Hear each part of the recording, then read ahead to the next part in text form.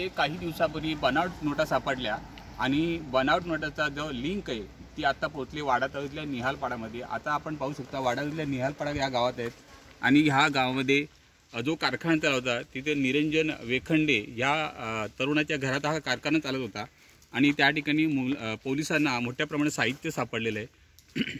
आणि ह्या जर घटना पाहिल्या वाडा तालुक्यामध्ये सतत होत आहेत, कारण मागच्या काही काळामध्ये बघितलं तर गोरा ह्या ठिकाणी सुद्धा असाच हा छाप कारखाना पोलिसांनी पकडला होता।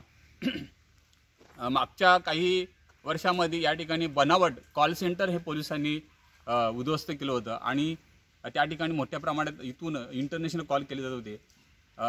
डिझेल जे आहे बनावट डिझेलसाठी सोलापूर पोलिसांनी या ठिकाणी रेड टाकली होती आणि एक अंमली पदार्थाचा कारखाना सुद्धा वाड्यात सापडला होता। तर कुठेतरी या ठिकाणी आता स्थानिक प्रशासन सुद्धा लक्ष दिलं पाहिजे।